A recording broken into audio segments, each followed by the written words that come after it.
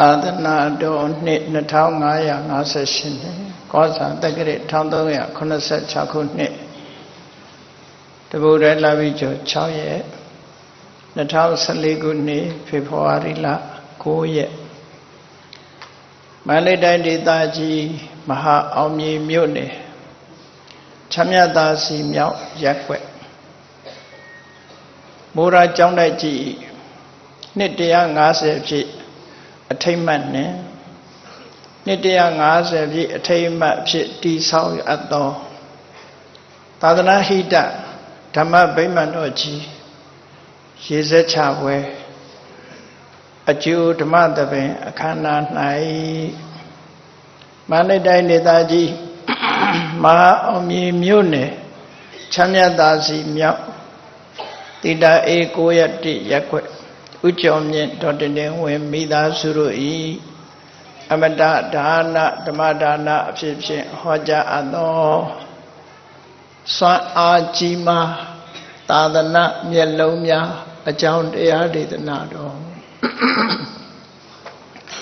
ဒီကနေ့ညတပတ်သဘင်ခန္ဓာကိုရှင်ဘုန်းတော်သခင်ရှင်တော်မြတ်ဖရာဤမဟာကရုဏာကုံကိုအာယုံပြုကာတိကျူဖွဲ့ဆိုအပ်သောဝန္ဒနာပနာမအာတိတဂါထာကိုရွတ်ဆိုပူဇော်ခြင်းဖြင့်စတင်ကြရအောင်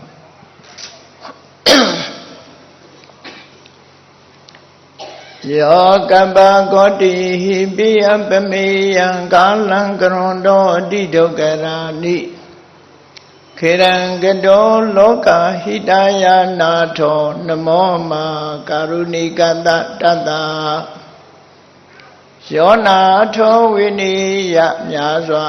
တတ္တဝါဤချမ်းသာစီးပွားလိုလားတောင်းတဂုံပေါင်းခါသည်ဖြင့်နာထမြညာခြင်းရှင်တော်မြတ်ဖရာသည်ကပ္ပကောတိဟိပိဂရေကဘာအရေးအတွက်သင်္ချာတို့ဖြင့်တော်လဲ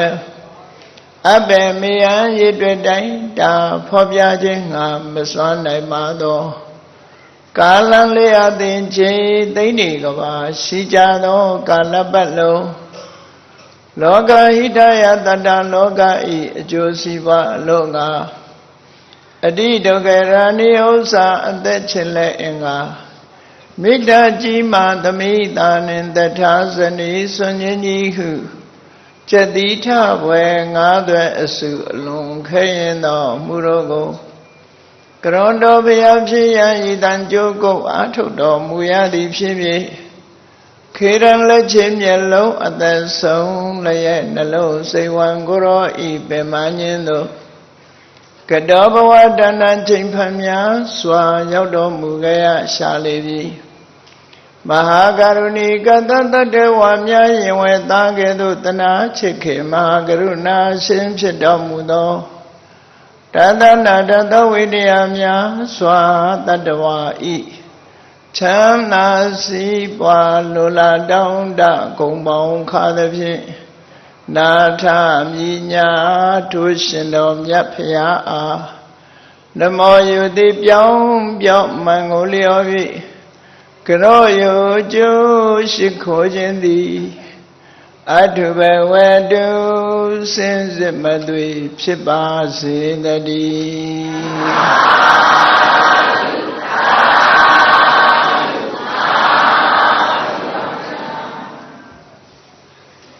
စွမ်းအားကြီးမားသာသနာမျက်လုံးများသာသနာတော်မြတ်ကြီးရဲ့မျက်လုံးတစ်ဖွဲ့ဖြစ်တဲ့ပရိယတ္တိတောင်ကိုရှေ့တန်းကထောင်းဆောင်တော်မူကြတယ်အခုမိုးရတိုက်ကြီးလို့စာသင်တိုက်ကြီးတွေမှာဥစည်းဥက္ကံပြုပြီးတော့ဘုရားမြတ်စွာရဲ့အဆုံးအမတွေမပြောင်းမပြဲရအောင်သင်ကြားပို့ချနေကြတဲ့တန်ခပိတာတန်ခဖခင်ကြီးများတန်ခပရိနာယကတန်ခရဲ့ဥစီခေါင်းဆောင်များလို့ဆိုတဲ့စာပေဘုဒ္ဓပိဋကစာပေလိမ္မာတက်မြောက်၍ကြားနာကြတယ် အ ဓိကအဖြစ်မန္တလေးမြို့တော်ကြီးမှာမင်းတို့မင်းကြီးလက်ထက်သို့မဟုတ်မင်းတို့မင်းရဲ့အရင်ယမဘုရင်နေလက်ထက်ကစပြီးတော့ပိဋကတ်တရားပါရဂုပိဋကတ်သုံးပုံနဲ့ပတ်သက်ပြီးကျွမ်းကျင်လိမ္မာလို့စာဝါရီများစွာပို့ချပေးကြခဲ့တယ်ကျေးဇူးတော်ရှင်ထိတ်ခေါင်တင်ဆရာတော်ဘုရားကြီးတွေအဲ့ဒီဆရာတော်ဘုရားကြီးတွေပိဋကတ်ဘောဓုတရှိတဲ့စာတတ်ပေတတ်ကျမ်းတတ်ဆရာတော်ဘုရားကြီးတွေကိုရည်ညွှန်းပြီးတော့သုံးတဲ့စကားလုံးကစွမ်းအင်ကြီးမားသာသနာမျက်လုံးများသာသနာမျက်လုံးကြီးတွေတောက်ပြောင်နေဖို့လိုတယ်လင်းနေဖို့လိုတယ်ဘာဖြစ်လို့ဒီစကားကိုသုံးတာတော့လို့ဆိုမြတ်စွာဘုရားသခင်ကိုရောမြတ်ကြီးကိုလောကစက္ခုကမ္ဘာလူသားတို့ရဲ့မျက်လုံးလို့စာပေကျမ်းကမှာဒီလိုသုံးတာစက္ခုဘူတော်ညာနာဘူတော်မြတ်စွာဘုရားဟာမျက်လုံးပဲမြတ်စွာဘုရားဆိုတဲ့မြတ်စွာဘုရားရဲ့အဆုံးအမကိုသိကြရမှလူတွေဟာလုံးတင်တာနဲ့မလုံးတင်တာခွဲခြားသိတယ်အမှားနဲ့အမှန်ခွဲခြားသိတယ်အကောင်းနဲ့အဆိုးခွဲခြားသိနိုင်ကြမြတ်စွာဘုရားဟောပြောဆုံးမပေးတဲ့တရားဓမ္မကိုနာကြရမှတဏှာဟုတ်ကလွတ်မြောက်နိုင်တဲ့လမ်းစတွေ့ရှိနိုင်ကြအကယ်၍သာမြတ်စွာဘုရားမဟောခဲ့ဘူးဘုရားမပွင့်ခဲ့ဘူးဆိုရင်အမှားနဲ့အမှန်လုံးတင်တာနဲ့မလုံးတင်တာခွဲခြားသိဖို့ဆိုအလုံးကိုခဲနေလွန်ခဲနေပြစ်ရှိတာလားပြစ်မရှိတာလားသိနိုင်ဖို့အလွန်ခဲနေခဲသည့်အတွက်ကြောင့်ဘုရားမပွင့်ခင်အားဆိုရင်မလုံးတင်တာကိုလုံးတင်တယ်လို့ထင်တယ်လုံးတင်တာကြတော့မလုံးတင်ဘူးလို့ထင်ကြတယ်အပြစ်ရှိတာကြတော့မရှိဘူးလို့ထင်ကြတယ်ရှိတာကြတော့မရှိဘူးထင်ကြမရှိတာကြတော့ရှိတယ်လို့ထင်မှန်မှန်ရွင်ရွင်နဲ့တဏှာကိုဆင်းရဲတဲ့မှာဒုက္ခရောက်ကြတယ်ဘုရားပွင့်လာတဲ့အခါမျက်လုံးတစ်ခုရလာသလိုပဲအမှားနဲ့အမှန်ဝေဖန်ဆန်းသစ်နိုင်လာတယ်ရဘုရားရဲ့အဆုံးအမတွေကိုသိရှိကြတဲ့အခါမှာလုံးတင်တာနဲ့မလုံးတင်တာကွဲကွဲပြားပြားသိပြီးတော့မလုံးတင်တာကိုရှောင်လို့လုံးတင်တာကိုလှုပ်ဆောင်ကြသည့်အတွက်ကြောင့်တဏှာဝဆင်းရဲရဲ့တဏှာဝချီတဲ့ကဆင်းရဲဒုက္ခတွေတက်တာလို့နောက်ဆုံးမှာတဏှာဝချီတဲ့ထွတ်မြောက်သွားနိုင်တဲ့အဆင့်ထိအောင်ရောက်ပြီးနိဗ္ဗာန်ချမ်းသာကိုမြတ်မောပြုနိုင်သွားကြတယ်ပုဂ္ဂိုလ်ကြီးမြောက်များစွာဖြစ်ထွန်းပေါ်ပေါက်ဒါကြောင့်မို့မြတ်စွာဘုရားကိုလောကကြီးတစ်ခုလုံးရဲ့မျက်လုံးလို့တင်စားပြီးသုံးတယ်လို့ရှန္ဒနာမထေမြတ်နဲ့ပတ်သက်ပြီးတော့လည်းပဲဒီစကားလုံးကိုသုံးထားတာလေးရှိအာနန္ဒမထေမြတ်မြတ်စွာဘုရားရဲ့အဆုံးအမတွေကိုနှုတ်တဲ့ရယုံမြတ်မကဆုံးမတွေမပြောင်းမပြတ်အောင်သင်ကြားပို့ချပေးခြင်းဖြန့်ဖြူးခြင်းဆိုတဲ့မြတ်စွာဘုရားသက်တော်ထင်ရှားရှိတဲ့25နှစ်ဘုရားဖြစ်တော့ရောက်တာဘုရားဘဝမှာ45နှစ်ရှန္ဒနာမထေရမြတ်ကမြတ်စွာဘုရားကိုတာဝန်ဝင်ယူပြီးတော့အနိကပြုစုဆောင်လျှောက်တာ25နှစ်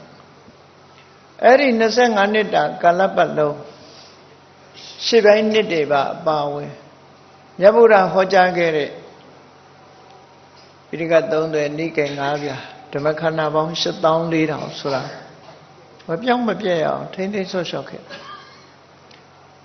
ဒွါတိတိဗုဒ္ဓတော်ကနေ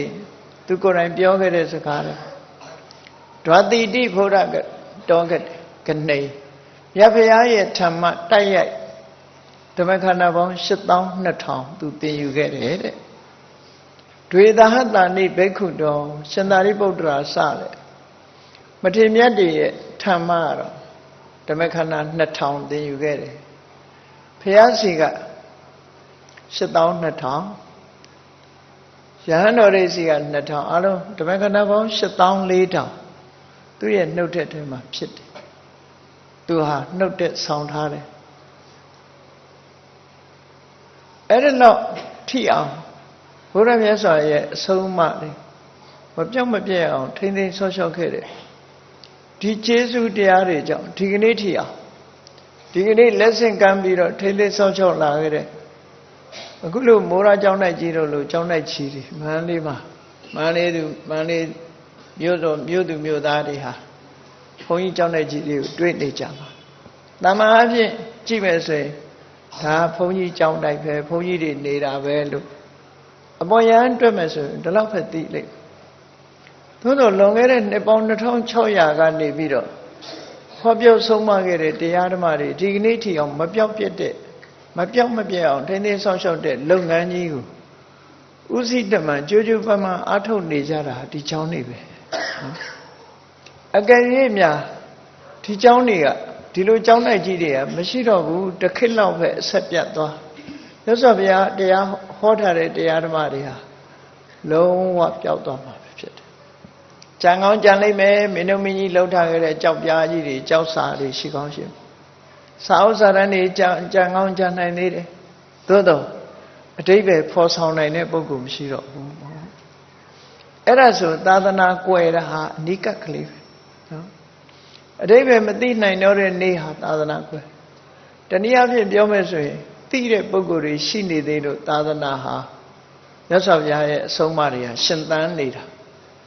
အကယ်၍သိတဲ့ပုဂ္ဂိုလ်တွေတပါးမှမရှိတော့ဘူးတန်ဃာတော်တွေတဲ့မြတ်စွာဘုရားဟောကြားတဲ့တရားဓမ္မတွေစာအုပ်အနေနဲ့ရှိကောင်းရှိနိုင်တယ်သို့တော့သင်တဲ့ပုဂ္ဂိုလ်လည်းမရှိဘူးသိတဲ့ပုဂ္ဂိုလ်လည်းမရှိဘူးဆိုကွဲသွားပြီလေသာသနာပကံခိတ်ကရေးထိုးထားတဲ့ကြောက်စာတွေတမန်ပုဂ္ဂိုလ်တွေဖတ်နိုင်တော့ဘာတွေရေးထားတော့မသိတော့အဲ့ဒီမသိတယ်လို့ပဲမြတ်စွာဘုရားဟောကြားတဲ့တရားဓမ္မတွေနဲ့ပတ်သက်ပြီးသိနိုင်စွမ်းရှိကြတော့မှာမဟုတ်တော့ဘူးမျက်စိကွယ်သွားတာနဲ့အလားတူတာပဲမျက်စိကွယ်တဲ့ပုဂ္ဂိုလ်ဟာမမြင်ရတယ်လို့အသိဉာဏ်ကွယ်သွားပြီသာဝေဘုဒ္ဓရှိတဲ့ကျမ်းတတ်ပေတတ်ဆရာတော်ကြီးတွေမရှိတော့ဘူးဆိုလို့ရှိရင်တော့လောကရဲ့ကဘာရဲ့မျက်လုံးကြီးတွေပျက်စီးသွားတယ်ကွယ်ပသွားတယ်လို့ဒီလိုပြောအဲ့တော့ရှင်အနန္ဒမထေရမြတ်ဒီလိုဖရာရဲ့တရားတွေများသိတဲ့ပုဂ္ဂိုလ်တွေကိုဘယ်လိုပြောခဲ့လဲလို့ဆိုဘဟုတုတော်ဓမ္မတရောမြတ်စွာဘုရားစီကအများကြီးကြားနာတာဖရာဟောတဲ့တရားတွေအများကြီးသင်ထားတယ်ဘဟုတုတဘဟုကအများကြီးတုတကသင်ယူထားတာကြားနာထားတာနော်ဗမာစကားလို့ဖြစ်နေဘဟုတုတရှိတယ်ဘဟုတုတရှိအများကြီးကြားနာတာဘုန်းကြီးတို့ကြည့်လေခုခေတ်မှာဆိုတရားပွဲလေးကအမြဲတမ်းတရားပွဲရှိတာမဟုတ်အမြဲတမ်းလည်းတရားနာနိုင်ကြတာမဟုတ်ဘူးလေမြတ်စွာဘုရားတရားတွေမြောက်များစွာရှိအဲ့ဒီများစွာသောတရားဓမ္မတွေကိုကြားနာဘူးတယ်ကြားနာတယ်ဆိုတာကြားဘူးယုံတယ်မဟုတ်ဘူးဘောဓုတရဲ့အဓိပ္ပာယ်ကသင်ယူမှတ်သားထားတာဘုရားတရားတော်တွေကိုသင်ယူမှတ်သားထားတယ်ဒီနေ့ခေတ်မှာဆိုရင်တပတ်ဆက်ကြာကလေးတို့ပရိတ်ကလေးရဖို့ရတောင်မနဲ့ခဲ့ကြိုးစားကြနော်ပိဋကသုံးပုံမပြောနဲ့တပတ်ဆက်ကြာတို့ပရိတ်တရားတော်လေးပဋ္ဌာန်းတရားတော်လေးတို့ရဖို့ရမနဲ့ကြိုးစားအဲ့ဒီတဲ့အလွန်များမြောင်လာတဲ့မြတ်စွာဘုရားတရားတော်တွေကိုဘဟုတုတအများကြီးလဲသင်ထားတယ်ဓမ္မဒရရှင်တဲ့နှလုံးထဲမှာမမိတ်မပြောက်မှတ်သားပြီးတော့ဆောင်းထားတယ်ကောတာရခောမဟေတိနောမြတ်ဗုဒ္ဓရဲ့တရားဓမ္မတွေကိုထိမ့်သိမ်းဆောက်ရှောက်တဲ့ပုဂ္ဂိုလ်ဖြစ်တယ်တကယ်ကိုတန်ဖိုးရှိလာတဲ့ဓမ္မယတနာကြီးကိုထိမ့်သိမ်းဆောက်ရှောက်တယ်အဲ့ဒါလိုမြတ်စွာဘုရားရဲ့တရားတွေကိုအများကြီးသင်ထားပြီးတော့ဆောင်ယူထားတဲ့ပုဂ္ဂိုလ်ဟာကောတာရခတကယ်ဗန္နာဒိကြီးပဲတန်ဖိုးရှိလာတဲ့ဗန္နာဒိစဉ်းစားကြည့်နော်မြန်မာလူမျိုးတွေကတို့နိုင်ငံရွှေတွင်းငွေတွင်းပရဲတွင်းနေနဲ့ဟုတ်လားပရင်တွင်းနေနဲ့ရွှေတွင်းငွေတွင်းပရင်တွင်းဗရမ ्या တွင်းနေချမ်းသာကြွယ်ဝတရားဇာတတွေကြွယ်ဝတယ်ဆိုခုံယူနေကြတကယ်ခုံယူတိုက်တာမြန်မာနိုင်ငံမှာပေါ်ထွန်းတာမဟုတ်တော့လည်းပဲမြန်မာလူမျိုးတွေရဲ့လက်ထဲမှာအပြည့်အဝရောက်ရှိနေတဲ့ပိဋကသုံးပုံဆိုတဲ့ယရနာကမှပို့ပြီးတော့တန်မိုးရှိတာအဲ့တော့စဉ်းစားကြည့်မြတ်စွာဘုရားဒီတရားတွေဟောတော့ကဘယ်မှာဟောလဲအိန္ဒိယနိုင်ငံမှာဟောအိန္ဒိယနိုင်ငံမေဇိမဒေသမှာဟောခဲ့တယ်ဒ ဒီကနေ့မေစီမဒေသမှာဒီတရားတွေကိုသင်တဲ့လူသိတဲ့လူရှိသေးလားကြည်တွက်ကြည့်လိုက်နော်အလုံးကိုနည်းသွားပြီဖျားစုလို့ရုံတော့ပဲပြောကောင်းပြောတကယ်ကတော့သူတို့ထဲမရှိနိုင်တော့ပျောက်သွားပြီအဲ့ဒီတန်ဖိုးရှိတဲ့လွန်ခဲ့တဲ့နှစ်ပေါင်း2600ဟောထားတဲ့မြတ်စွာဘုရားရဲ့အဆုံးအမတရားတော်တွေဘယ်မှာအပြည့်အဝရောက်ရှိနေတော့ဆိုမြန်မာပြည်မှာရောက်ဘုရားဘာသာနိုင်ငံချင်းတူတဲ့သီဟိုနိုင်ငံဒီနာထိုင်းနိုင်ငံကမ္ဘောဒီးယားလာအိုဆိုအဲ့ဒီနိုင်ငံတွေရောပိဋကတ်သုံးဖို့မရှိဘူးလားစာအုပ်အနေနဲ့ရှိတယ်စာအုပ်အနေနဲ့ရှိသို့တော့သင်တဲ့လူဟာမြန်မာပြည်လောက်မရှိတော့သင်တဲ့ပုဂ္ဂိုလ်တွေကမြန်မာနိုင်ငံလောက်မရှိခုမြန်မာနိုင်ငံမှာဆိုလို့ရှိရင်အခုလိုမိုးရကျောင်းတိုက်ကြီးတို့လိုကျောင်းတိုက်ကြီးတွေညာကြီးပဲမင်းတို့မင်းကြီးလက်ထက်ကိုပြန်ပြောင်းပြီးတော့ကြည့်မယ်ဆိုရင်62လမ်းတဒန်းလုံးဟာကျောင်းတိုက်ကြီးတွေကြီးပဲကောမင်းတို့မင်းကြီးကကျောင်းကြီးတွေဆောက်လုပ်ပြီးတော့ကိုးဝယ်ထားတာကျောင်းတိုက်ကြီးတွေကဘယ်လောက်ကြီးတော့တပြတပြရှိတယ်နော်အဲ့ဒီလိုပြအလိုက်62လမ်းဟာတောင်ကနေမြောက်ကနေတောင်ထိအောင်ကျောင်းတိုက်ကြီးပေါင်းမြောက်များစွာတန်ဃာပေါင်းမြောက်များစွာသတင်းသုံးပြီးမြို့ဦးမြို့ထိပ်ကနေပြီးပိဋကတ်စာပေတွေကိုသင်ကြားပို့ချနေကြကြမင်းတို့မင်းလက်ထက်တုန်းကမဟာဝေတုတာရမလို့ခေါ်တဲ့နတ်မြို့ရဲ့ရှိဘက်မှာတိုက်တော်ဆိုတာအလုံးသိကြလိမ့်မယ်သာသနာ့ပဲဆရာတော်ကြီးသတင်းသုံးတဲ့တိုက်တော်ကနေစပြီးတော့62လမ်းအကုန်လုံးကကျောင်းတိုက်ကြီးတွေအဲ့ဒီချိန်ကလူနေရက်ွက်တွေဟာနန်းတော်ရှိမှမရှိရအလုံးအနောက်မှာပဲနေကြဘုန်းကြီးကျောင်းတိုက်ကြီးတွေကြီးခဏခေတ်မှာဘုန်းကြီးတို့မြန်မာလူမျိုးတွေရဲ့ထိမ့်သိမ့်နိုင်မှုစွမ်းအားဟာပျော်နေသည့်အတွက်ကြောင့်62လမ်းကျောင်းတိုက်ကြီးတွေဟာတချို့ကျောင်းတိုက်ကြီးတွေကပုံသဏ္ဍာန်မပေါ်တော့ဘူးဆိုင်ဘုတ်အစ်စ်တွေနဲ့ဝင်းကုန်နော်ကျောင်းတိုက်ကြီးတွေရှေးဟောင်းသမိုင်းအနေနဲ့ပြောမှဆိုရင်အလွန်နှမျောစရာကောင်းတဲ့အခြေအနေတစ်ခုဖြစ်သွားတခါတော့အားရှိတဲ့အချိန်မှာ62လမ်းကိုတောင်ထိပ်ကနေမြောက်ထိပ်ထိကားနဲ့မောင်းပြီးကြည့်ပါလားတပြားတပြားမှာဘုန်းကြီးကျောင်းကြီးတွေကြီးပဲအမှန်ကခုကနေ့ခေတ်ကြတော့ဘုန်းကြီးကျောင်းမဟုတ်တော့တဲ့အနေအထားမျိုးတွေလည်းရှိလာကျောင်းတိုက်ကြီးတွေဟာယူရင်းလာရှေးတုန်းကဆိုရင်တကယ်ကျောင်းတိုက်ကြီးတွေကြီးပဲနာမည်တွေကအကုန်ရှိအခုဒီတောင်ပြင်လို့ခေါ်တဲ့ဘုရားကြီးပတ်ဝန်းကျင်မှာလည်းပဲမင်းတို့မင်းမတိုင်ခင်ကမင်းတို့မင်းရဲ့ဖခင်ရွှေဘုံမင်းလို့လည်းခေါ်တယ်သာဝတိမင်းလို့လည်းခေါ်တယ်အဲသာဝတိမင်းမတိုင်ခင်ကဘာကြီးတော်မင်းလို့ခေါ်တယ်နော်ဘယ်သူဘာကြီးတော်ဆိုမင်းတို့မင်းဘာကြီးကိုဘာကြီးလို့တော့မအောင်မိတ်နဲ့နော်မင်းတို့မင်းကနေကြည့်ရင်ဘာကြီးတော်လို့ဘာကြီးတော်မင်းလို့ခေါ်တာအဲ့ဒီထက်ကြည့်လိုက်မယ်ဆိုမရပူရမြို့နန်းတဲသွားတဲ့ဘိုးတော်မင်းဒါလည်းမင်းတို့မင်းရဲ့ဘိုးတော်မင်းတို့မင်းကနေကြည့်ပဲဆိုအဘိုးတော်ဒါမှမဟုတ်ဘိုးတော်လို့ရေးထိုးဘိုးတော်မင်းတရားတို့ဘာကြီးတော်မင်းတရားတို့ဒီလိုလာခဲ့တာ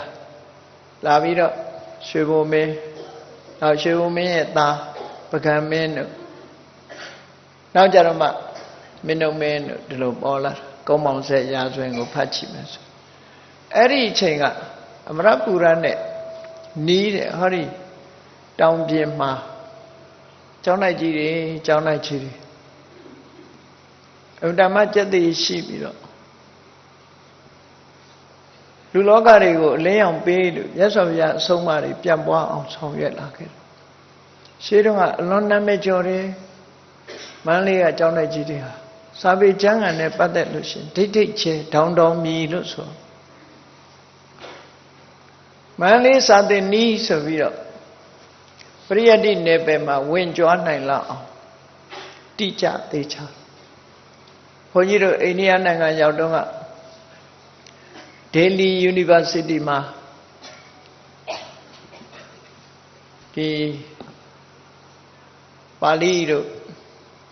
ဗုဒ္ဓဓမ္မတို့သင်ကြားတဲ့ဌာနတစ်ခုရှိမဟာဌာနတစ်ခုရှိအဲမဟာဌာနမှာရှိတဲ့ပမောက္ခတွေတို့ကထိကတွေတို့အလုံးသူတို့နဲ့တွဲဆုံပြီးတော့တွဲဆုံဆွေးနွေးအမြင်ချင်းဖလှယ်ကြတာပေါ့အဲ့လိုအမြင်ချင်းဖလှယ်တဲ့အချိန်မှာအဲ့ဒီကပမောက္ခတွေကမြန်မာပြည်ရဲ့ပါဠိသင်္နီးစနစ်ကလေးကိုအနည်းငယ်ပြောပြပါဆိုလို့ဘုန်းကြီးတော့ပြောပြမန္တလေးသင်္နီးစနစ်ကိုပြောပြမြန်မာပြည်ပါဠိသင်တာတာမန်ဝါကြလေးစီကုံးယုံနဲ့ဒီလိုပြီးတာမဟုတ်တို့စီမှာပါဠိသင်တာလို့နံပါတ်1ဝါကြစီကုံးတတ်အောင်လည်းသင်တယ်အဲ့ဒီနောက်မှာစကလုံးတစ်လုံးတစ်လုံးရဲ့အရင်းမြစ်ကိုရှာတယ် grammatical point ကနေပြီးတော့ဒီလိုလဲသင်တယ်လို့ဒါရမကသေးဘူးလို့တို့စီမှာဥပမာမဲ့ဗုဒ္ဓဆိုလို့ရှိရင်ဖရာလို့ဆိုတာဘာနဲ့ပါပေါင်းစပ်ထားတယ်ဒီစကလုံးဟာဗုဒ္ဓဆိုတဲ့စကလုံးဟာဘာနဲ့ပါပေါင်းစပ်ထားတယ်လဲဆိုဘုဒ္ဓဆိုတာနဲ့တနဲ့ဘုဒ္ဓဓာတ်နဲ့တပ္ပစီပေါင်းစပ်တာဘုရားကအသိဉာဏ်ကိုပြောတာတပ္ပစီကပုဂ္ဂိုလ်ကိုပြောတာအသိဉာဏ်ရှိတဲ့ပုဂ္ဂိုလ်အသိဉာဏ်နဲ့အသိဉာဏ်ရှိတဲ့ပုဂ္ဂိုလ်နှစ်ဦးပေါင်းစပ်ထားပြီးတော့ဘုဒ္ဓတဗုဒ္ဓဒါက grammatical point ကနေရှိအဲ့ဒါကိုထပ်ဆင့်ပြီးတော့တို့စီမှာ logical point ကလည်းသင်တယ် philosophical point ကလည်းသင်တယ်ဆိုပါစို့ဘုဒ္ဓတကနေပေါင်းပြီးဗုဒ္ဓဖြစ်လာတယ်ဆိုတာ grammatical pointအဲ့ဒီမှာဘုရားကဘာကိုရည်ညွှန်းတယ်တကဘာကိုရည်ညွှန်းတယ် philosophical point နဲ့ logical point တို့ philosophical point တို့ဒီကြားထဲမှာအပြန်အလှန်ဆက်သွယ်မှုတွေမြန်မာနိုင်ငံမှာမန္တလေးစာသင်နည်းလို့ပြောရတဲ့စကလုံးတစ်လုံးရဲ့အရင်းမြစ်ကိုရှာဖွေပြီးတော့အဘိဓမ္မာရှုထောင့်ကသင်ကြားတဲ့ညက်ကောက်နည်းဆိုတာရှိညကျမ်းလာကောက်ယူတဲ့နည်းအဘိဓမ္မာသဘောတရားပေါ်အောင်ကောက်ယူတဲ့နည်းစနစ်တွေကိုရှင်းပြတဲ့အခါကျတော့သူတို့မကြားဘူးတဲ့ဗမာပြည်လာပြီးဒါတွေသင်ကျင်လိုက်တာလို့ပြောတော့လာတော့မလာဘူးတယောက်မှနော်အဲ့တော့ဗမာပြည်ရဲ့စာသင်နည်းကအဲ့ဒါလောက်ထိအောင်စိတ်ဆက်တယ်အဲ့ဒါမန္တလေးစာသင်နည်းလို့ခေါ်တယ်အဲ့တော့မန္တလေးမြို့သူမြို့သားတွေဟာအခုလို့ကျောင်းတဲ့ကြီးတွေကိုအားပေးပန်းထောက်ခြင်းအပြင်စွမ်းအားကြီးမားတဲ့သာသနာမျက်လုံးကြီးတွေကိုတောက်ပြောင်နေအောင်ဆောင်ရွက်ပေးရရောက်တယ်တကယ်သာသနာပြုကျင်တယ်ဆိုလို့ရှိရင်တော့မြတ်စွာဘုရားရဲ့အဆုံးအမတွေတည်ထအောင်ကြိုးစားဖြစ်တယ်။သံဃာတော်ရှင်မြတ်တွေကရှေ့တန်းကြိုးစားနေသလိုနောက်ပိုင်းကဒကာဒကမတွေကလည်းအသိဉာဏ်ရှိရှိနဲ့မြတ်စွာဘုရားရဲ့အဆုံးအမတွေမပြောင်းအောင်တို့တွေဝိုင်းဝန်းပြီးထိမ့်သိမ်းဆောင်ရှောက်ကြမယ်ဆိုတဲ့အသိစိတ်ဓာတ်သာသနာကိုပြန်ပေါင်းကြိုးစားအထောက်ဖို့ဓမ္မအရေးကြီးတယ်ဓမ္မအရှိန်အဝါကြီးလာတဲ့ပရိယတ္တိပညာရေးမန္တလေးစာသင်နည်းဆိုပြီးတော့ခွန်ယူဝင်ကြွားနိုင်တဲ့သင်နည်းစနစ်ကြီးတခုမြန်မာပြည်မှာယိုယွင်းမသွားအောင်ပျောက်ဆုံးမသွားအောင်အခုလိုကျောင်းတိုက်ကြီးတွေကိုဝိုင်းဝန်းအားပေးခြင်းအဖြစ်ကျောင်းတိုက်ကြီးတွေကလုံနေတဲ့စာမှုဝဲတွေကိုအမှတ်တမဲ့မနေကြဘဲနဲ့ဝိုင်းဝန်းဆောင်ရွက်ပေးခြင်းအဖြစ်သာသနာတည်တံ့ပြတ်ပေါင်းကြိုးစားအထောက်သာသနာဆိုတာစဉ်းစားကြည့်မြတ်စွာဘုရားရဲ့အဆုံးအမတရားတွေကိုခေါ်တာဘုရားတွေအကြောင်းကံတွေကိုခေါ်တာမဟုတ်ဘူးမြတ်စွာဘုရားရဲ့အဆုံးအမတရားပဲ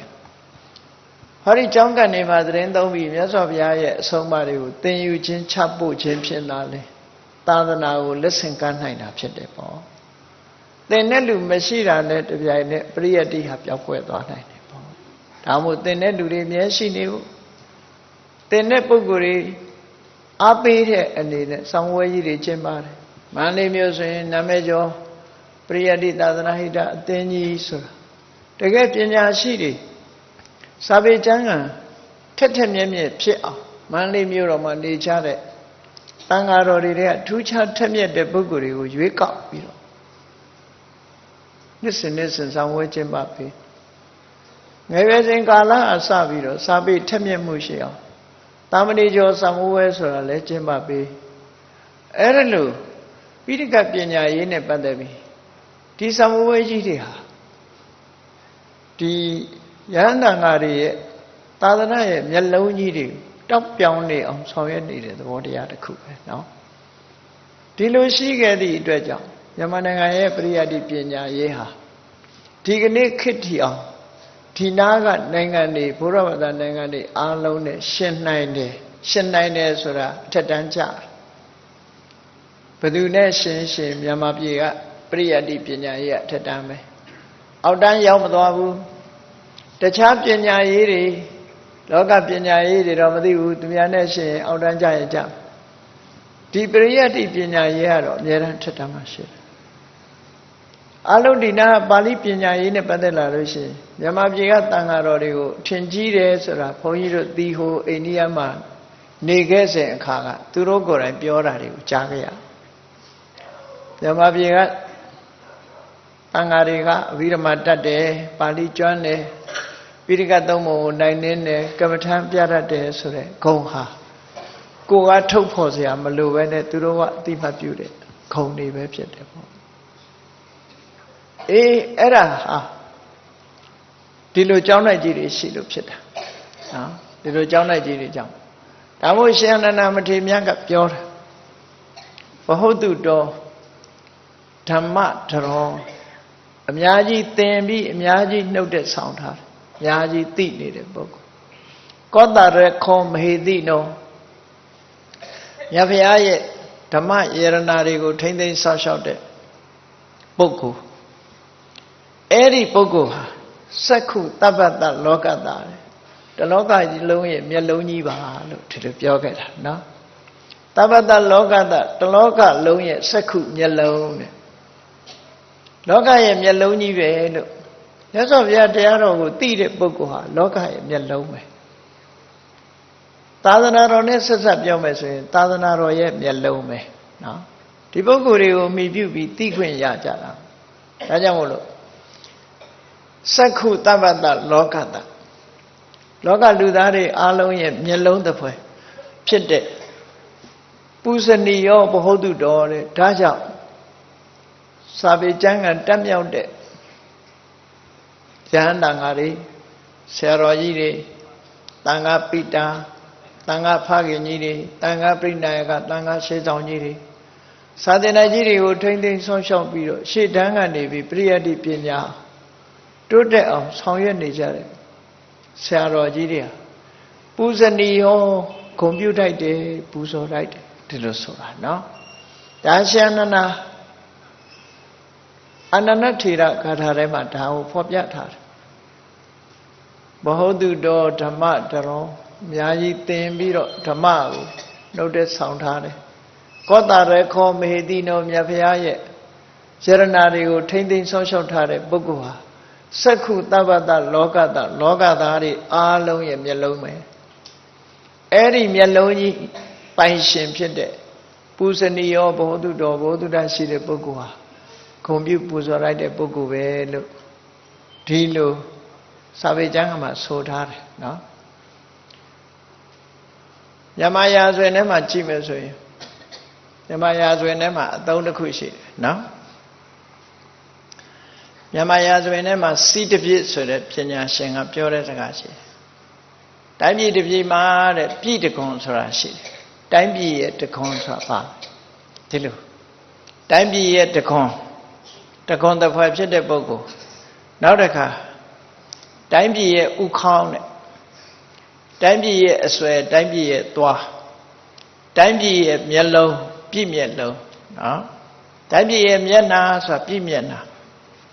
တိုင်းပြည်ရဲ့ခြေလက်ဆိုတာပြည့်ခြေလက်တိုင်းပြည်ရဲ့ဝမ်းတစ်ဖွဲ့ဖြစ်တာပြည့်ဝမ်းတိုင်းပြည်ရဲ့ကျေးဇူးဟာပြည့်ကျေးဇူးနောက်အပို့ထည့်လိုက်တဲ့အခါကျတိုင်းပြည်ရဲ့နာပြည်နာတိုင်းပြည်တစ်ပြည်မှာလူတစ်ယောက်မှာမျက်လုံးတို့ဝမ်းတို့နားတို့ဒါတွေရှိတယ်လို့ပဲထွတ်ထိပ်ထားတဲ့တခွန်းတို့ဆိုတာရှိတယ်လို့ တိုင်းပြည်တစ်ပြည်မှာလည်းပဲအဲ့ဒါမျိုးတွေရှိတယ်တဲ့ဘုရင်တွေကိုတတိပေးတာတိုင်းပြည်တခွန်ကိုမလှဲရဘူးတိုင်းပြည်တခွန်ကိုလွှင့်ထူထားနိုင်ရမယ်ပြည်တခွန်ကိုမလှဲရဘူးမလှဲမိစေနဲ့ပြည်တခွန်ဆိုတာဘာတော့ဆိုတိုင်းပြည်မှာဒီဘာသာတရားနဲ့ပတ်သက်ပြီးတော့မြတ်စွာဘုရားဆုံးမတွေကိုဟောကြားဆုံးမပေးနေတဲ့ယဟန်တန်ဃာတွေပြည်တခွန်လို့ခေါ်တယ်နော်တိုင်းပြည်ရဲ့တခွန်တစ်ခွဲဖြစ်တယ်အဲ့ဒီအောင်လံတခွန်ကြီးကိုသွားမလှဲမိစေနဲ့လို့ဒီလိုဆိုလို့တဲ့စီတပြည့်ပညာရှင်ကြီးရာဇဝေနေမှာဖော်ပြထားတယ်နောက်တစ်ခါပြည်ဥကင်းတဲ့ပြည်ရဲ့ဥကင်းဆိုတာမူကြီးမှတ်ရတိုင်းပြည်ရဲ့ပညာရှိတွေဖြစ်တဲ့မူကြီးမှတ်ရတွေဟာပြည်ရဲ့ဥကင်းပဲအဲ့ဒါတွေကိုမနှိပ်ကွက်မိစေနဲ့ပြည်ရဲ့အစွဲအသွားဆိုတာဘာတွေတုံးဆိုမင်းမျိုးဆွေမျိုးတွေ Royal Family လို့ခေါ်တယ်ဒါတွေကလည်းပြည့်ရဲ့အစွဲပြည့်ရဲ့အသွားနဲ့အလားသဏ္ဍာန်တူတယ်ဒါတွေလည်းမဖြတ်စည်းမိဖို့မနှိမ်ချိုးသင့်ဖို့ပြည့်မျက်လုံးဆိုတာကြတော့ဟူရသမားဆိုဆေးဆရာတွေတိုင်းပြည်ကောင်းအကောင်းကြောင့်လမ်းညွှန်မှုပြုပေးတဲ့ပညာရှိတွေဒါတွေကိုပြည့်မျက်လုံးပညာရှိလို့ဆိုလိုတာပေါ့နော်အဲ့တော့ပြည့်မျက်လုံးတွေကိုလည်းပဲမဖြတ်စည်းမိစေနဲ့ပြည့်မျက်နှာဆိုတာတိုင်းပြည်မှာညနေပိုင်းလှဖို့အတွက်အမျိုးသမီးတွေဟာရည်ကြည်တယ်တဲ့အမျိုးသမီးတွေလည်းပြည့်မျက်နှာလို့ဆိုဒါလည်းသိအရေးကြီးတာပေါ့နော်အမျိုးသမီးတွေကဒါပြည့်ကြီးပွားရေးအတွက်မိခင်လောင်းနေဆိုတော့ဒီမှာရည်ချေဖို့ပြောကြတယ်မဟုတ်လားပခဲလဲဝဲတဲ့လက်ဟာကဘာကိုအုပ်ဆိုးတယ်လို့ဆိုစိုးလားမစိုးလားထွင်းကြောင်ကတော့စိုးမှာတေးချာတို့ချက်ကျွေးတာစားနော်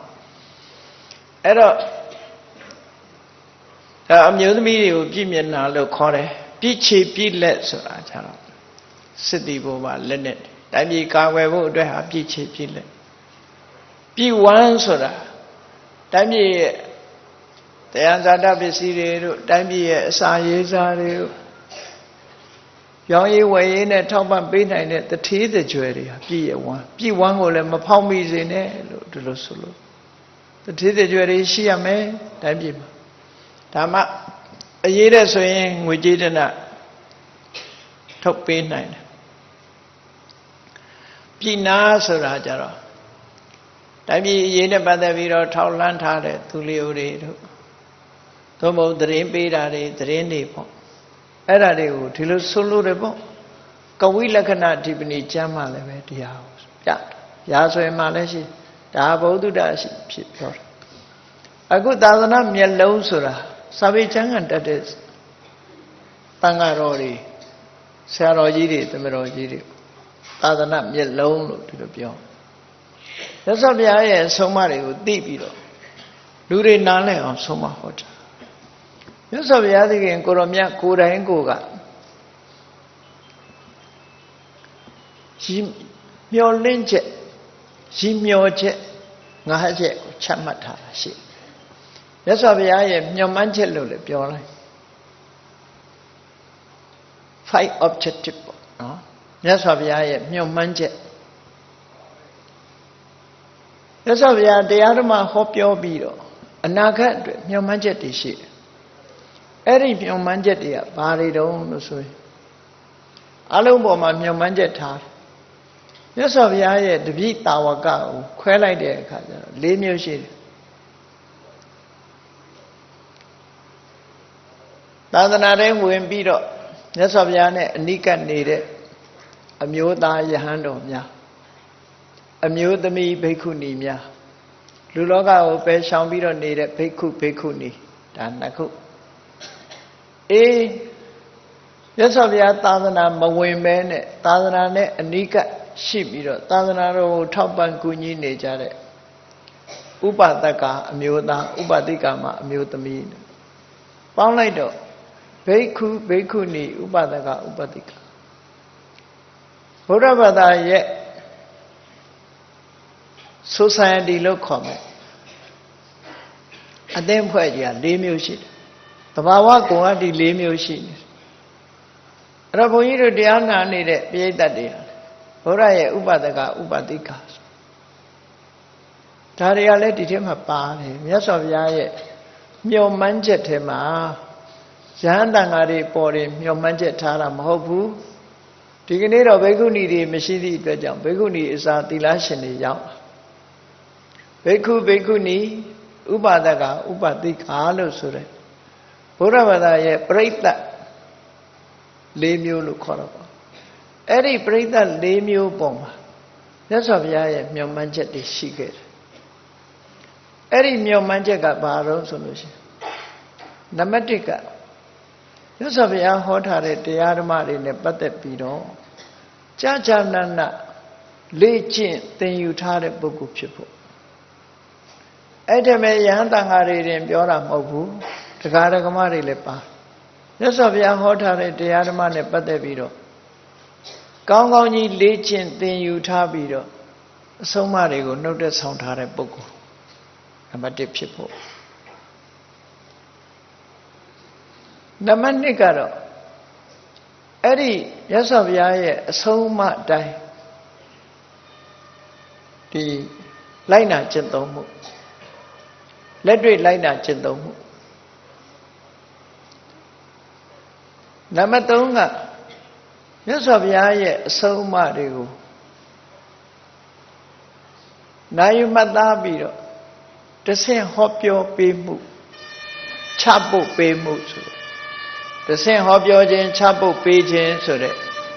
သာသနာအလုပ်ကိုဆောင်ရွက်ခြင်းနံပါတ်4ကတော့မြတ်စွာဘုရားရဲ့အဆုံးအမနဲ့ပတ်သက်လာပြီးတော့ဆန့်ကျင်ဘက်အယူဝါဒတွေ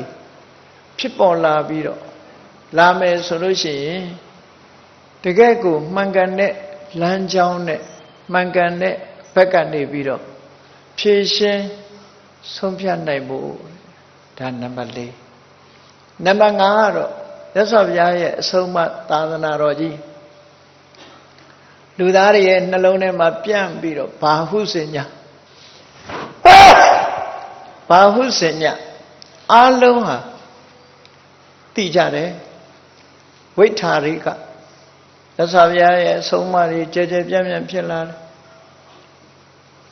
ယာဝဒေဝမနုဿပကသနာလူလောကတွေမကနတ်ပြည်ထိအောင်မြတ်စွာဘုရားသာသနာတော်ကြီးဟာကဘာအနှံ့လူသိများလာအောင်ဖြစ်ဖို့ဆိုတဲ့အဲ့ဒီမျှော်မှန်းချက်9ရပ်မြတ်စွာဘုရားကိုယ်တိုင်ဟောပြောခဲ့တယ်မဟာပရိနိဗ္ဗာန်သုတ်မှာအထင်ရှားရှိတယ်အဲ့ဒီမဟာပရိနိဗ္ဗာန်သုတ်မှာမြတ်စွာဘုရားဟောထားတယ်ဒီမျှော်မှန်းချက်ကြီးတွေဟာအမှန်တမ်းကြီးမားတယ်ဒီမျှော်မှန်းချက်ကြီးတွေကိုဖြည့်ဆည်းပေးနေတာဟာအခုလို့ပရိယတ္တိစာသင်တိုက်ကြီးတွေပဲဖြစ်တယ်ပေါ့နော်မြတ်စွာဘုရားရဲ့မျှော်မှန်းချက်ကြီးတွေကိုဖြည့်ဆည်းပြီးတော့ရဗုဒ္ဓရဲ့အဆုံးအမတွေမပြောင်းမပြတ်အောင်လူထိမ့်သိမ်းဆောက်ရှောက်ကြအခုဒီမိုးရတိုက်ကြီးဆိုလို့ရှိရင်နှစ်ပေါင်း150ရှိပြီပရိယတ္တိပညာရေးကိုရှေ့တန်းကနေပြီးတော့ဆရာတော်အဆက်ဆက်ဆောင်ရွက်လာကြအလားတူပဲပရိယတ္တိပညာရေးကိုရှေ့တန်းကနေပြီးတော့သင်ကြားပို့ချနေကြတဲ့ကျောင်းလိုက်ကြီးတွေဟာမန္တလေးမှာအများကြီးပဲရှိအဲ့ဒါလို့သင်ကြားပို့ချနေမှမြတ်စွာဘုရားရဲ့အဆုံးအမသာသနာတော်တွေဟာရှင်သန်နေမှာဖြစ်တယ်အဲ့ဒါလို့ရှင်သန်နေသမျှအခုလိုဘောဓုတရှိတဲ့ပုဂ္ဂိုလ်တွေပေါ်များရှိနေမှာလောကကြီးဟာအမြင်မျက်လုံးရှင်သန်ပြီးတော့သာသနာရဲ့မျက်လုံးကြီးများအမှန်တမ်းအရေးပါတယ်အခုဓမ္မတက္ကရာ1226ခုနှစ်ကတည်ထောင်ခဲ့တဲ့ပထမဆုံးသတင်းသုံးပြီးတော့မိုးရာဝန်မင်းကဆောက်လို့လူတန်းလို့မိုးရာကြောင်းတိုင်းလို့ ရင်ရဲ့ကြည်တော်စပါးကြီးတွေကိုတာဝန်ယူဆောက်ရှောက်လို့ကြည်ဝန်လို့လည်းခေါ်တယ်ပေါ့နော်ကြည်ဝန်တိုက်လို့လည်းခေါ်တယ်မိုးရဝမင်းကတီထောင်ပြီးတော့လှူဒန်းတဲ့ကျောင်းသားဖြစ်လို့မိုးရတိုက်အဲ့ဒီမိုးရတိုက်ကြီးဟာအခုနှစ်ပေါင်း150ခဏိထိသံဃာတော်တွေသတင်းသုံးပြီးတော့ပရိယတ္တိပညာပြန်ပွားရေးအလုပ်ကိုလုပ်နေရကုသိုလ်ရှင်တွေကဒီနှစ်ပေါင်း150အထိမ့်မှဖြစ်အခုလိုဓမ္မဗိမာန်တော်ကြီးခန့်ခန့်ညာညာဆောက်လို့လှူထမ်းတာအလွန်ကံကောင်းတယ်လို့ပြောလွန်ကံကောင်းတယ်ဘာလို့လဲဆိုရင်သူကလည်းသူအချိန်ကိုက်ဖြစ်လာမှလုပ်လို့ရတာလေအရင်တော့ကကြိုတင်ပြီးတော့နှစ်ပေါင်း150ဆိုနှစ်100တုန်းကလည်းကြုံနိုင်တယ်ပေါ့ကြုံတဲ့ပုဂ္ဂိုလ်တွေလူတိုင်းဟာကြုံတာမဟုတ်ဘူးအခုလို့နှစ်150ပြည့်နဲ့ကြုံတဲ့အချိန်မှလည်းပဲမိမိတို့ကိုယ်တိုင်ဒီကျောင်းတဲ့ကြီးပရိယတ္တိပညာရေးတွေကိုဆောင်ရွက်တဲ့အခါမှာလွယ်ကူချမ်းသာဖို့ရဆိုပြီးဓမ္မဗိမာန်နဲ့တိဆောက်လှူဒန်းခွင့်ရတယ်အလွန်ကျင့်တတ်စရာကောင်းတဲ့ကုသိုလ်လို့ပြောကိုယ်ရဲ့ချမ်းသာတဲ့ပုဂ္ဂိုလ်တွေရှိမယ်လို့ရှိကောင်းရှိနိုင်တော့လည်းပဲအခုလို့ဆောက်လုပ်ခွင့်ရတယ်ဆိုတာကံကောင်းလို့ရတာနော်ကံကောင်းလို့ရပရိယတ္တိပညာရေးတိုးတက်ကြီးပွားလာအောင်အခုလို့ပန်းထောင်လိုက်ပထမဆုံးသတင်းသုံးသွားတဲ့ဆရာတော်ကြီးဟာမန္တလေးမှာဒိဋ္ဌိကျဲဘုရင်မင်းတရားကြီးရဲ့ဘုရင်မင်းတရားကြီးရဲ့လက်ထက်ကနေပြီးတော့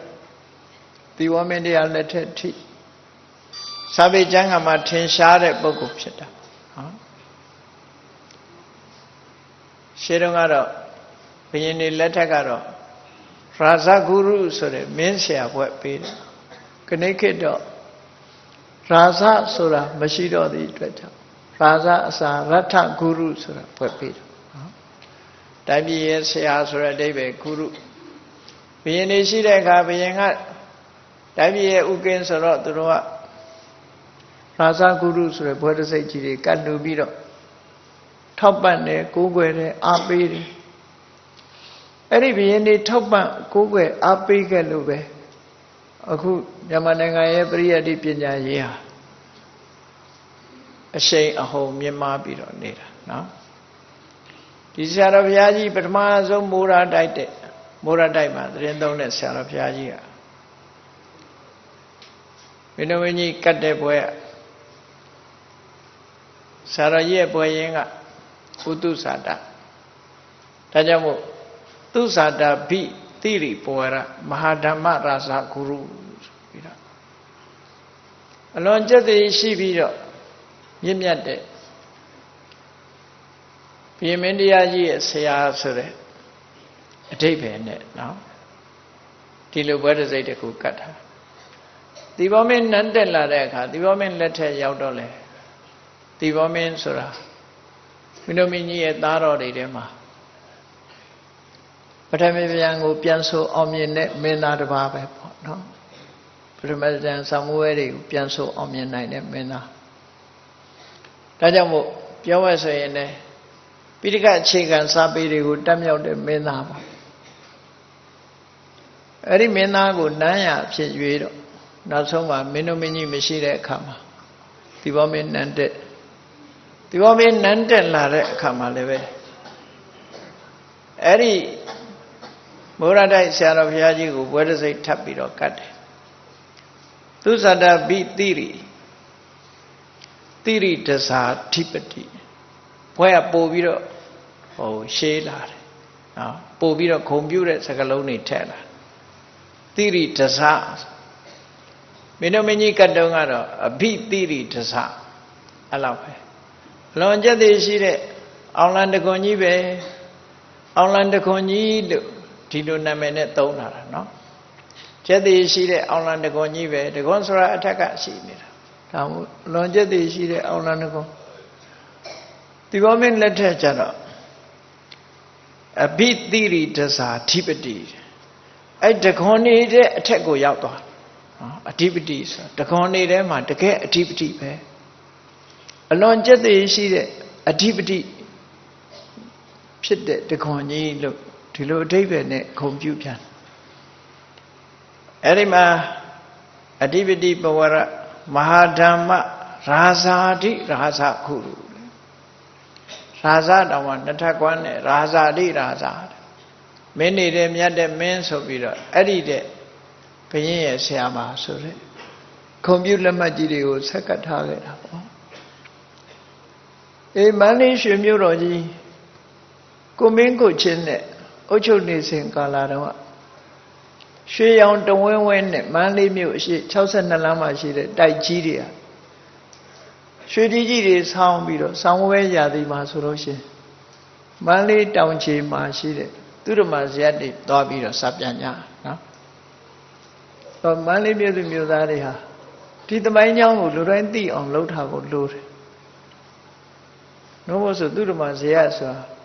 လမ်းဘေးကကလေးကွာအောင်းမိတ်နေလိမ့်မယ်နော်ဇယက်ဆိုတဲ့နာမည်ဟာလူတွေကဇယက်ဆိုတာလူတကာဝင်တဲတဲ့နေရာလို့ဒီလိုထင်အောင်ထင်တယ်သူတို့မှာဇယက်ဆိုတာအဲ့ဒါမျိုးမဟုတ်ဘူးတကယ်သာသနာရေးဓမ္မတွေအခုလိုမြတ်ဗုဒ္ဓရဲ့အဆုံးအမတွေမပြောက်မပြက်အောင်ဆောင်းဝဲတွေကျင်းပပြီးတော့စပြန်တဲ့နေရာတွေအဲ့ဒါရောက်ဘူးအောင်မရောက်ဘူးသေးတဲ့လူတွေသွားကြည့်တဲ့အခါမှာလဲသမိုင်းကြောင်းကိုသိပြီးတော့ကြည့်ရဒါမှအနှစ်သာရဆိုတာရှိဒီနေရာမှာတစ်ချိန်လုံးကဘာတွေလုပ်ခဲ့တယ်ဆိုအခုရောဘာတွေလုပ်နေလဲဆိုတာလဲထိတွေ့ဖို့အရင်တော့ကလို့တကယ်စာပေပရိယတ္တိတွေနဲ့ပတ်သက်ပြီးတော့အသုံးမချတော့ဘူးအခုခေတ်မှာဘာတွေအသုံးချနေသလဲဆိုတာလဲသိအောင်ကြိုးစားတဲ့အဲ့တော့သိလာတဲ့အခါကျတော့မန္တလေးမြို့သူမြို့သားတွေဟာမှန်ကန်တဲ့နည်းနဲ့ပြန်လီပြီးတော့သုံးချတဲ့နေရာကြီးဖြစ်လာဖို့အတိတ်ကလုပ်ခဲ့တာတွေတဲ့အောက်တန်းကြမသွားအောင်တို့တွေထိန်းသိမ်းရမယ်ဆိုတဲ့အသည့်ဝင်လာနိုင်ကြရှိတယ်။ကျောင်းနိုင်ကြီးတွေမူလအနေထားမပြည့်စည်အောင်ထိန်းသိမ်းဆောက်ရှောက်ရမယ်ဆိုတာဟာအမှန်မှအရေးကြီးတဲ့အချက်တစ်ခု။တခြားနိုင်ငံတွေမှာဆိုရင်သမိုင်းကြောင်းကိုအမှန်မှထိန်းသိမ်းနေသူ။တာမန်လူနေအိမ်တောင်မှပဲ260ကျော်သွားလို့ရှိရင်သူတို့တိုင်းပြည်အုပ်ချုပ်တဲ့ဘုရင်တွေကဟိုတဲ့နေကအစိုးရတွေကရှေးဟောင်းအမွေအနှစ်ဖြစ်သတ်မှတ်လိုက်လို့ရှိရင်အိမ်ရှင်ကသူပြင်ကျင်တဲ့အတိုင်းပြင်လို့မရဘူးဖြတ်ချင်တဲ့အတိုင်းဖြတ်လို့မရဘူးနော်ဒါထိမ့်သိမ်းဆောက်ရှောက်မှုတစ်ခုပဲမြန်မာနိုင်ငံမှာထိမ့်သိမ်းဆောက်ရှောက်မှုကအားနည်းနေတယ်အားနည်းနေသည့်အတွက်ကြောင့်နှစ်ပေါင်းအလွန်ကြာလာတဲ့မင်းတို့မင်းလက်ထက်ကနှစ်နေရပတ်ဝန်းကျင်ကအရာတွေဟာပြန်လည်ထိမ့်သိမ်းဆောက်ရှောက်ပြီးသမိုင်းကိုသိမြင်တဲ့ပုဂ္ဂိုလ်တွေလိုတယ်မန္တလေးပြည်မှာနေမန္တလေးသမိုင်းကိုသိအောင်လုပ်ထားတဲ့မန္တလေးမြို့ဘယ်တော့မှစတဲ့တယ်ဘယ်ချိန်တုန်းကဘာတွေရှိခဲ့တယ်ဘာတွေမရှိဘူးဘယ်လိုပြောင်းလာတယ်ဆိုတာဟာမျက်ခြေမပြတ်ကြည့်ထက်မြင်တတ်ဖို့လိုတယ်သမိုင်းဆရာကြီးဒေါက်တာတန်းထွန်းကတော့ပြောသမိုင်းဟာဘာကြောင့်သင်ရမအောင်လို့သင်ရသူကတော့အဲ့လိုလူတွေနားလဲအောင်လို့ပြောတဲ့သဘောပေါ့နော်မအောင်ဒါဖြင့်သမိုင်းမတင်ဘူးဆိုရင်သူ့လူကနေကြတယ်ပေါ့ဒီအဓိပ္ပာယ်မျိုးရောက်သွားအမန္တလေးမျိုးနေပြီးမန္တလေးအကြောင်းမပြောတတ်ဘူးဆိုရင်တဲ့သဘောဖြစ်သွားတယ်ပေါ့အဲ့ဒါကြောင့်မို့လို့မန္တလေးသမိုင်းအလုံးသိရှိနားလဲသိရှိဖို့ရမခက်ပါဘူးမန္တလေးရွှေကိုင်းသားဆိုတဲ့စာရေးဆရာရေးထားတဲ့နှစ်တရာပြည့်မန္တလေးဆိုတဲ့စာအုပ်ကိုဖတ်မယ်ဆိုလို့ရှိရင်အကုန်လုံးသိနိုင်ပါသေးတယ်အများကြီးပြန်သိနိုင်တယ်နှစ်တရာပြည့်မန္တလေးဆိုစာအုပ်ကြော်ညာပေးတာမဟုတ်ဘူးနော်ဖတ်တဲ့ဖတ်ထိုက်တာကိုပြောပြတာနောက်တစ်ခါ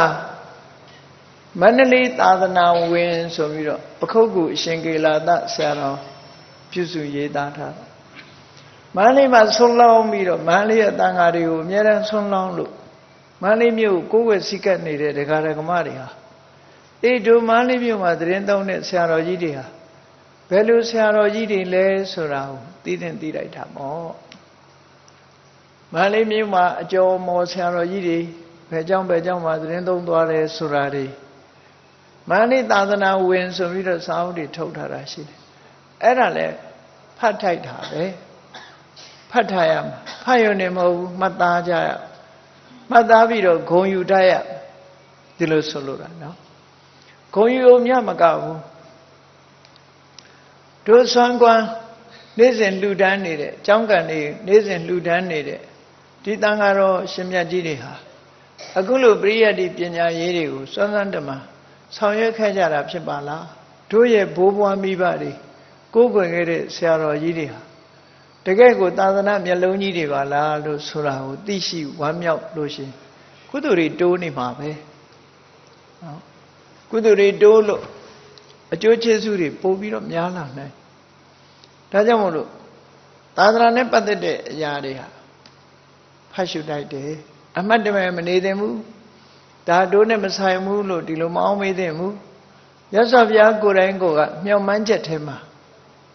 ဥပဒကဥပတိကာဆိုတဲ့တရားဓမ္မတွေပါတယ်ဘုရားဟောထားတဲ့တရားဓမ္မတွေမိမိတို့တတ်နိုင်သမျှသင်ယူကြရမယ်လက်တွေ့ကျင့်သုံးကြရမယ်ဖြန့်ဖြူးတဆင့်ဟောပြောနိုင်ရမယ်ဟောပြောလာတဲ့အတိုင်းဖြစ်ပေါ်လာတဲ့ဆန့်ကျင်မဲ့အယူဝါဒမှားတွေကိုဖြေရှင်းဆုံးဖြတ်နိုင်ရမယ်မိမိတို့လက်လန်းမိသလောက်လှုပ်တဲ့လှုပ်ထိုက်တဲ့အလုပ်တွေပဲဖြစ်တယ်မဟုတ်ဘူးမျက်စိကောင်းနားကောင်းအရွယ်ကောင်းအသိဉာဏ်ရှိတယ်ဆိုရင်လူတိုင်းဟာတနေ့မှာအချိန်လေးတစ်ချိန်တော့ရပါတယ်စာဖတ်စရာလေးတွေနော်ကာတွန်းဖတ်မဲ့အစားအဲ့ဒါဖတ်တာပေါ့အဲ့ဒါလို့အခုဆိုလို့ရှိရင်မိုးရသာသနာဝင်နဲ့ပတ်သက်တဲ့စာအုပ်စာတမ်းတွေထွက်နေပြီထွက်တော့မိုးရကျောင်းတဲ့ကြီးရဲ့အကြောင်း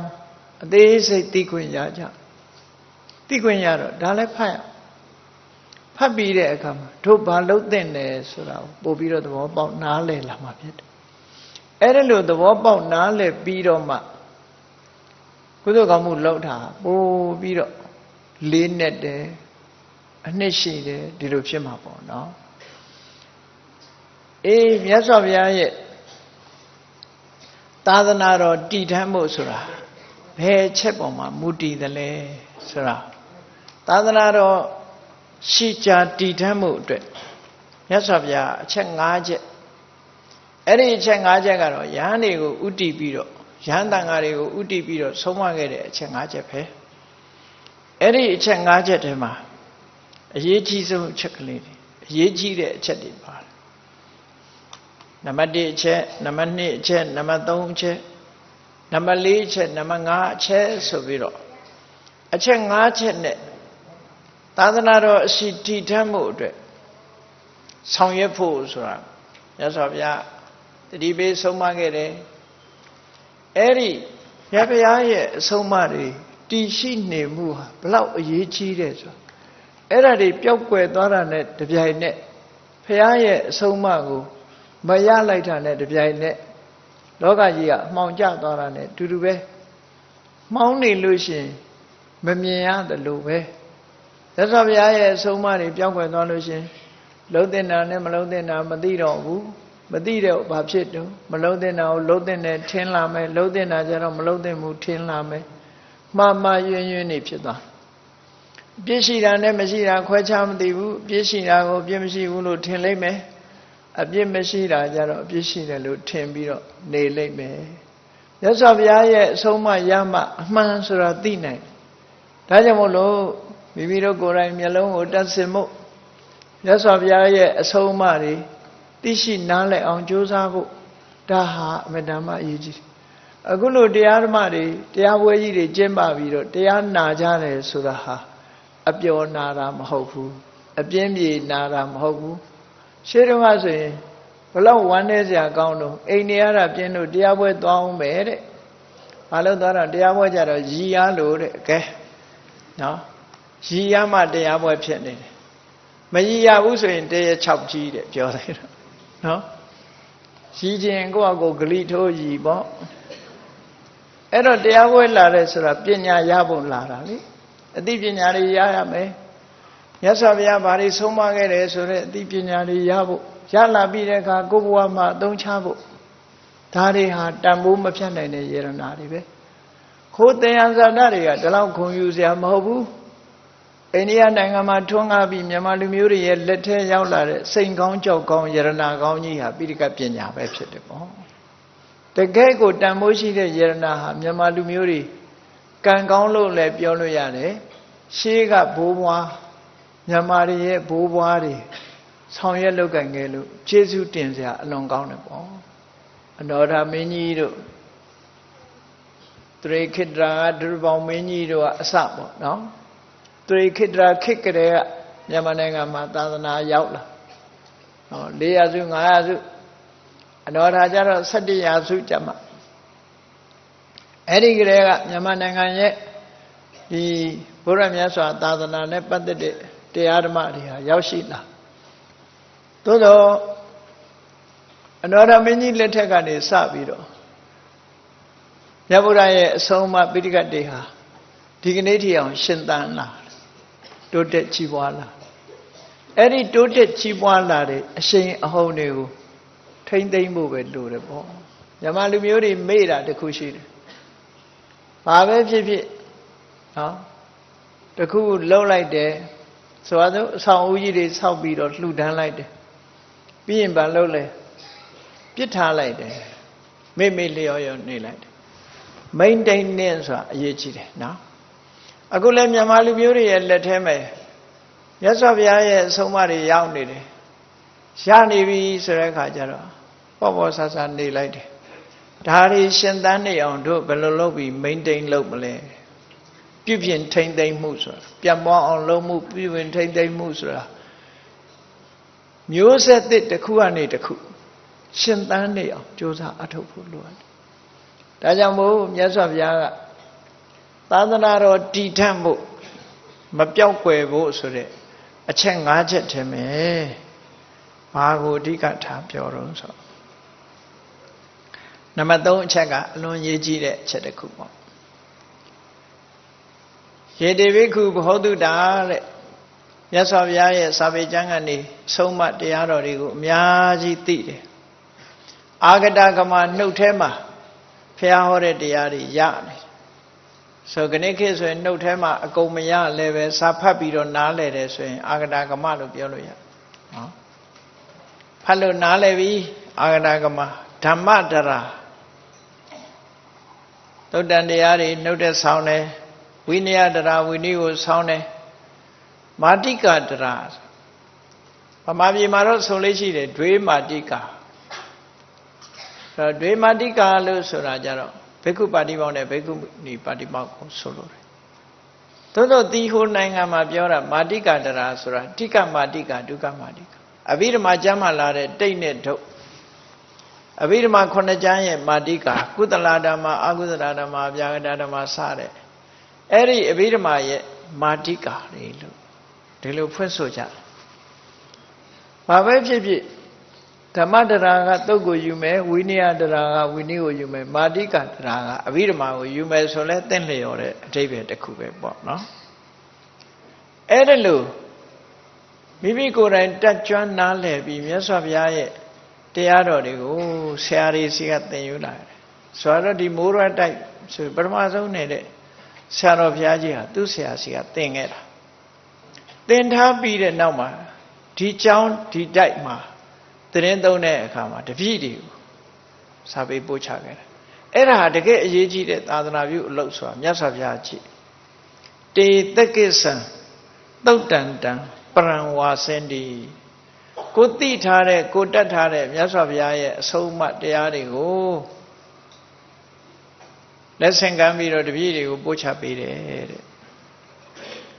အဲ့ဒါလို့ပို့ချပေးတဲ့အခါသူတတ်တဲ့ပညာရတွေကိုတပည့်တွေကိုသင်ပေးထားခဲ့တော့တေတံအစ္စေနလူဆိုတာတနေ့တက်တန်းစိတ်လို့ရှင်ကွယ်လွန်မှာပဲလေဘယ်လိုပဲဖြစ်ဖြစ်တေတံအစ္စေနအေးအရွယ်ရောက်လို့ဘဝတစ်ခုအဆုံးသတ်သွားပြီဆိုလို့ရှင်နာအစ္စိဏမူလကောသုတ်တံတော်တဲ့မြတ်စွာဘုရားရဲ့တရားတော်တွေဟာအမြင့်ပြတ်မသွားဘူးတဲ့ဟောတပည့်တွေကဆက်ပြီးသိသွားတယ်နော်မိမိမရှိတဲ့နောက်မှာသင်ကြားပို့ချတဲ့စာတတ်ပေတဲ့ဆရာတော်ကြီးတွေမရှိတဲ့အခါမှာသူတို့ရှိတော့ကပို့ချပြီးသင်ကြားပေးခဲ့တဲ့တပည့်တွေကဆက်လက်ပြီးတော့လုပ်သည့်အတွက်ကြောင့်မြတ်စွာဘုရားရဲ့အဆုံးအမတရားတော်တွေဟာအမြင့်ပြတ်မသွားဘူးတဲ့ဆက်လက်ရှင်သန်နေမှာ အဲ့ဒီအချက်ဟာအရေးကြီးဆုံးနော်အရေးကြီးဆုံးပဲအကယ်၍သာစာပေကျမ်းကတက်ပြီးတော့စာမချတော့ဘူးတလေးတစားစာမသင်တော့ဘူးဆိုရင်ဘာဖြစ်လဲတေတံအစ္ဆေနအဲ့ဒီဆရာတော်ကြီးတွေဘဝနဲ့ထံပြန်လွန်သွားတဲ့အခါမှာအစ္ဆေနမူလကောတုတ်တံတော်မြတ်စွာဘုရားရဲ့အဆုံးအမတရားတော်တွေကအမြင့်ပြတ်သွားပြီသိတယ်လူမရှိတော့ဘူးနောက်ထပ်သင်မဲ့လူလည်းမရှိဘူးသိတဲ့လူလည်းမရှိတော့ဘူးဖြစ်တယ်အဲ့ဒီမှာသာသနာကွယ်သွားတာပဲနော်သာသနာကွယ်သွားတယ်ဒါကြောင့်မို့လို့သင်ကြားမှုသင်ယူမှုနဲ့သင်ကြားမှုဟာသိအရေးကြီးတယ်လို့ဆို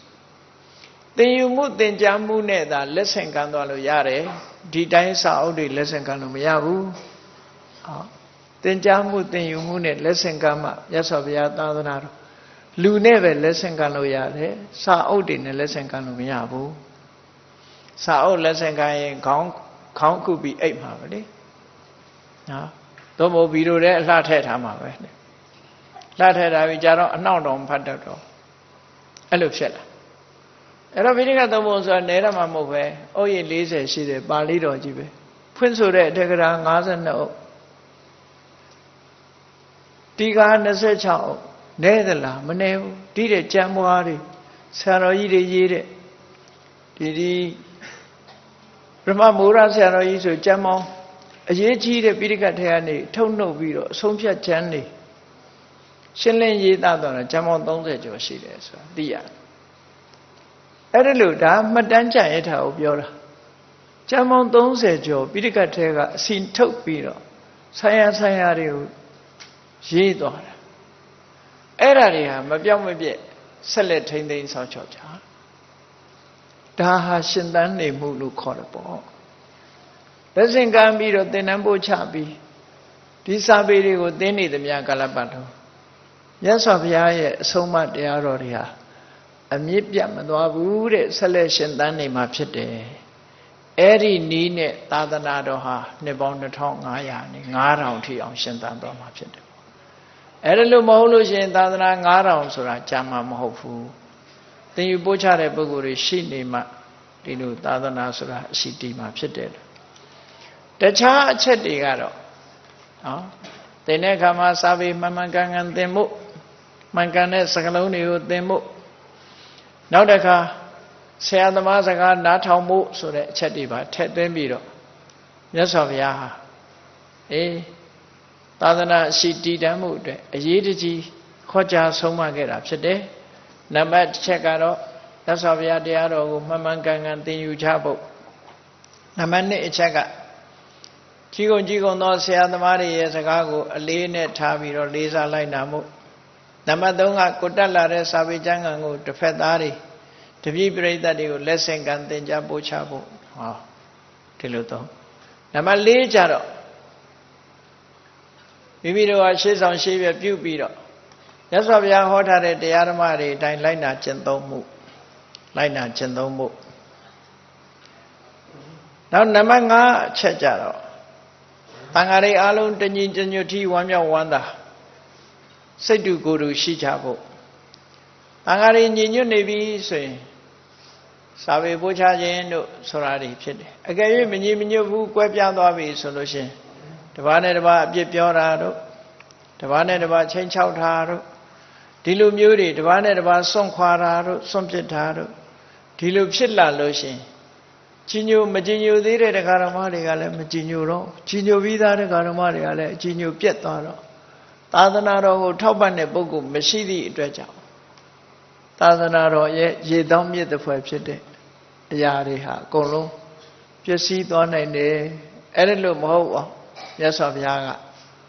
အခုလိုအင်္ဂုတ္တရနိကေမှာလာတဲ့သုတ်တံတတိပေးဆုံးမတော်မူခဲ့တာဖြစ်တယ်အဲ့ဒီတတိပေးဆုံးမတော်မူတဲ့အထဲမှာအရေးကြီးဆုံးကတော့မိမိတို့တတ်သိတဲ့စာပေကျမ်းဂန်များကိုမှန်မှန်ကန်ကန်တပည့်ပရိသတ်တွေကိုသင်ကြားပို့ချမှုဟာအရေးကြီးဆုံးဖြစ်လို့မြန်မာနိုင်ငံရဲ့ပရိယတ္တိသာသနာကိုထိမ့်သိမ်းဆောင်ရှောက်ကြတယ်။တန်ခါခေါင်းဆောင်ကြီးတွေဘောဓုတရှိတဲ့ကျမ်းတတ်ပေတတ်ဆရာတော်ကြီးတွေဟာစွမ်းအားကြီးမားတဲ့သာသနာမျက်လုံးများပဲဖြစ်ပါတယ်။အဲ့ဒီသာသနာမျက်လုံးကြီးတွေဟာတောက်တောက်ပြောင်ပြောင်နဲ့ရှင်သန်ပြီးတော့ မြင်စွမ်းအားတွေကြီးမားနေအောင်ဘုန်းကြီးတို့တွေဝိုင်းဝန်းဆောင်ရှောက်ကြမှာဖြစ်တယ်လို့ဒီလိုအသိဉာဏ်ရလာပြီးတဲ့အခါမှာတရားချစ်ခင်သူတော်စင်ပြိဿအပေါင်းတို့စွမ်းအားကြီးမားသာသနာမျက်လုံးများတစ်ဖွဲ့ဖြစ်တဲ့မြတ်စွာဘုရားရဲ့အဆုံးအမတရားတော်တွေကိုများစွာသိသင်ယူပြီးတော့တစ်ဆင့်ပို့ချပေးနေကြတဲ့ဆရာတော်ကြီးတွေစာကြဆရာတော်ကြီးတွေစာကြဆရာတော်လေးတွေအားလုံးမန္တလေးမြို့တော်မှာရှိကြတဲ့ပရိယတ္တိစာသင်တိုက်တွေရောတခြားဒေသမှာရှိကြတဲ့တနိုင်ငံလုံးမှာရှိကြတဲ့ပရိယတ္တိစာသင်တိုက်တွေအလွန်အရေးပါတယ်သာသနာတည်တံ့မှုအတွက်ဒီစာသင်တိုက်တွေမှာရှိတဲ့ဆရာတော်တွေဟာဘလောက်အရေးပါတယ်ဆိုတာကိုသိရှိနားလည်ကြပြီးတို့တွေသာသနာရှိကြစွာတည်အောင်အခုလိုသာသနာမျက်လုံးကြီးများကိုဝိုင်းဝန်းပြီးတော့ထိမ့်သိမ်းဆောက်ရှောက်ကြမှာဖြစ်တယ်ဆိုတာကိုသိရှိပြီးမြတ်ဗုဒ္ဓရဲ့သာသနာအရှိတည်ထန့်ပြန်ပွားအောင်ကြိုးစားအားထုတ်နိုင်ကြပါစေကုန်သတည်း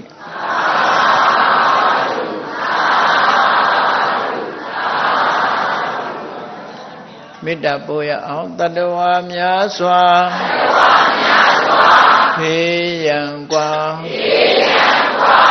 ချမ်းသာကြပါစေတတဝါများစွာဖေးရန်กว่าချမ်းသာကြပါစေမေတ္တာရေချမ်းသုံးငါဖြံငြိမ်းချမ်းကြပါစေမေတ္တာရေချမ်း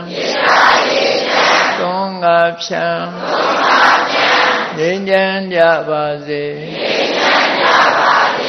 လက်ရှိကျမ်းမာ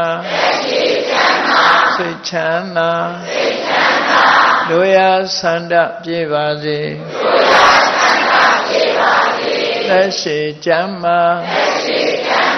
စိတ်ချမ်းသာတို့ရဆန္ဒပြေပါစေဘုံလန္တာဒုက္ခပင်ကစားမေတ္တာပုံနေတုသင်္ကမမနောတရတိတဗ္ဗေတံဘဝယန္တုဒုက္ခန္တကမေတ္တာပုံနေတုသင်္ကမစုပေါင်းပို့အပ်မေတ္တာတဟုရောင်မြူပါဝင်းငွေလာမင်းနှင့်ရောင်ခြင်းရှဲယုံပေါင်းဆောင်ရခြင်းကြောင့်တဗ္ဗေတံကျွမ်းမဲ့ဥသုံးလုံးစုံများစွာတတ္တဝါတို့၏မနောတရတိမြင့်မြတ်ဖြူစင်အေးကြည်လင်းသည့်ရေစဉ်ပြည့်တင်းစိတ်နှလုံးတည်ဟုသောရေအိုင်ကြီးအတွင်း၌